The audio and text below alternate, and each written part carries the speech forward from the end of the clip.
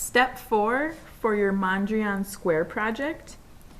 For step 4, you're going to need your artwork that has vertical and horizontal lines, at least 2 lines, 1 vertical, 1 horizontal, and no more than 7 lines. You are also going to need 4 different colored crayons. You're going to need your primary colored crayons, blue, yellow, and red, and then a black crayon as well. What I want you to do is you're going to color in each square. I want you to use all 3 of your primary colors at least once. Black is kind of an option.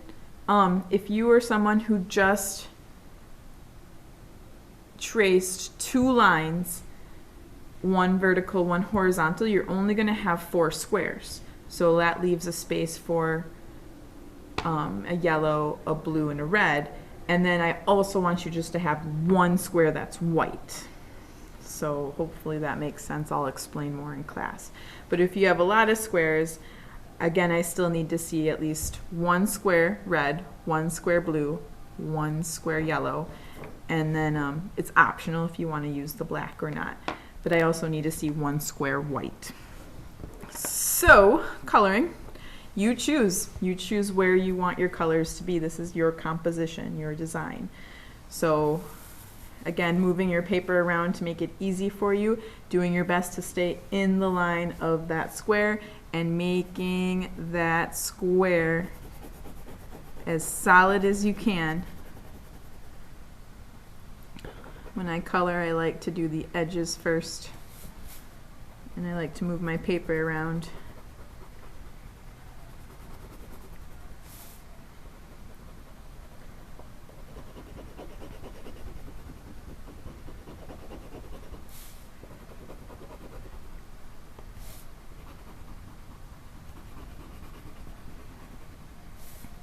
You can do more if you have the squares. You can do more of just 1 primary color. Like I could have 2 red squares if I have the space, but again, I need to see at least 1 of each, including white. And black is optional. That's up to you if you'd like to add a black square in there. So when I'm coloring, I'm going back and forth, and I'm also kind of doing a vertical horizontal movement. I'm kind of switching between the 2. It makes it for a little more even, a little more solid.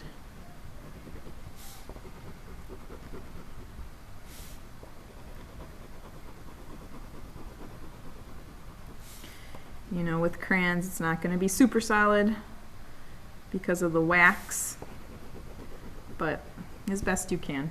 So yeah, you can still see some of that white underneath. But that's just the limitations of the materials that we're using.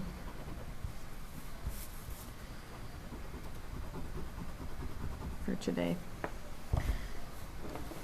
Look at the camera and I see a little more.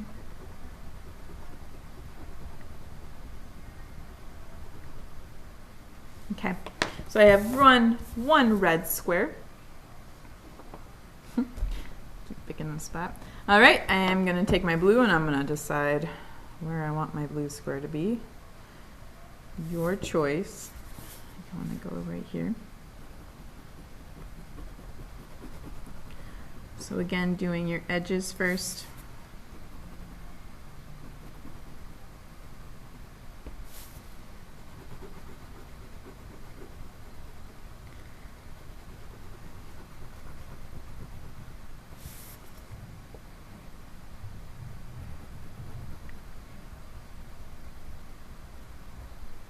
Being super careful, staying in the lines as best you can.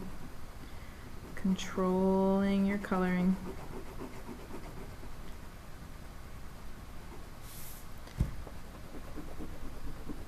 This is a lot of coloring, especially if you have big squares.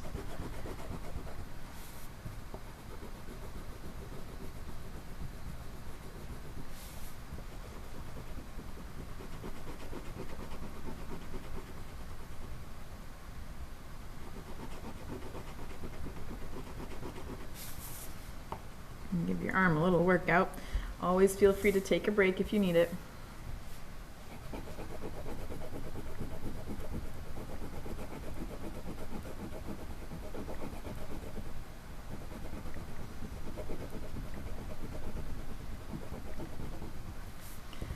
Okay, so now I have my yellow crayon, kind of setting up my composition and how I want it to be. I'm feeling this corner. I'm going to go ahead and do my yellow.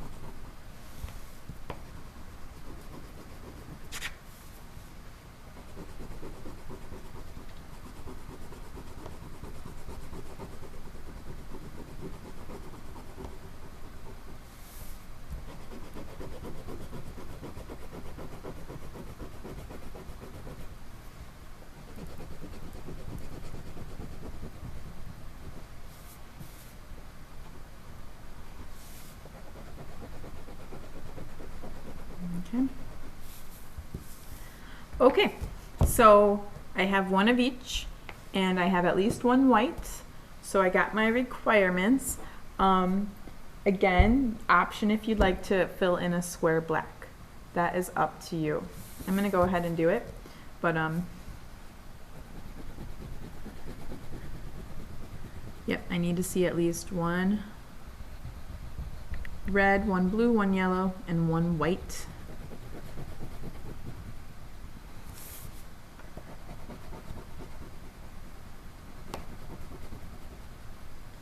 Black is optional. Be careful along that line.